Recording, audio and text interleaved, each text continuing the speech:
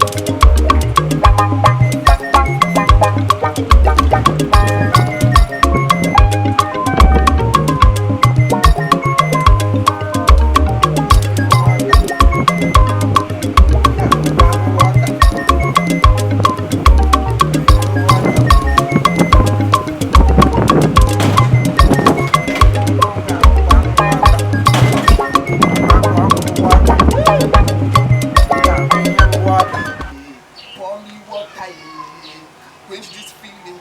Oh, quench this feeling.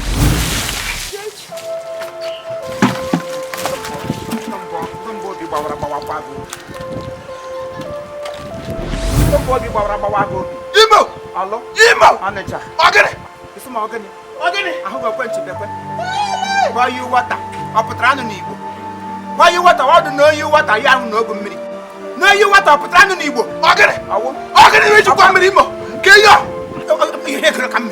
Here could come. It was like a toilet, Mamma. They will not know those of Dragon on the Docomo. I hope I will never come. This girl, I go into one and one off for the Alago. I let Bacalago get away. And they were when I'm Docker. Everything go take with me. Forgot how hungry Morocco. So no go water.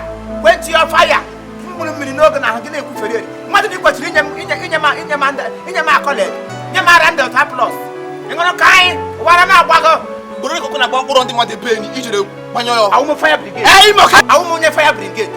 Awu mo fire brigade na agbanyo kem na agbanyo woko na agbankuru obi. Adi obi awula na ala niyi. Yi kwesi na go tiwa obi nkume. Ya wo obi bronco. Obi lala niyi.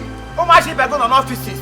Aro brand ha na aro Chineke oru. Ndu no office eme computerize. Ndu no na election period na eme vote. Give am ga no na ekita anwu. Tie you water. Etita nwanta kere ka m no n'imbulo na enwe nwa theater. No n'imbulo na enwe theater. Si ka m suru m ike, o yi nwe theater ihe na agba ke na amadi English. Mma na inwe theater.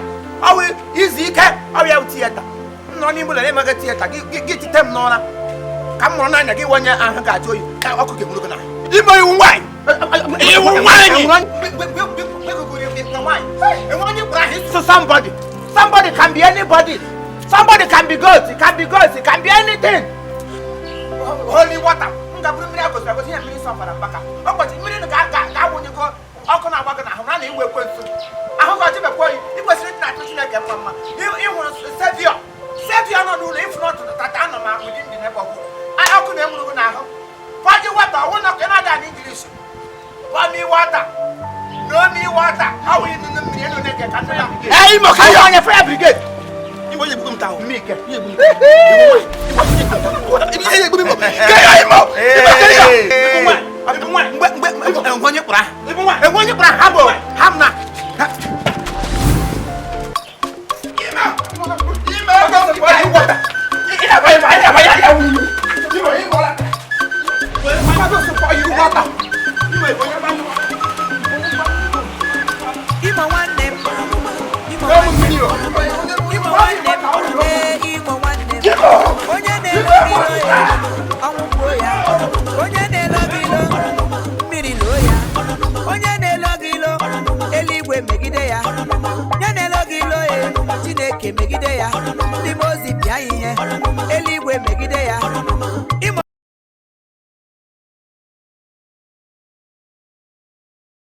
This is the banner, this is the invitation.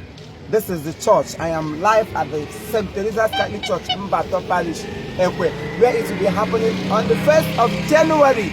You can't afford to miss this wonderful show. I pray God will bring you back safely, God will bring your family back safely, and you will be here live and direct in good health to celebrate with me. Come and put me on top of the world, like I said before. Thank you very much. Chief Imo Music launching is going to be great. All these wonderful people you are seeing here, they are going to be there.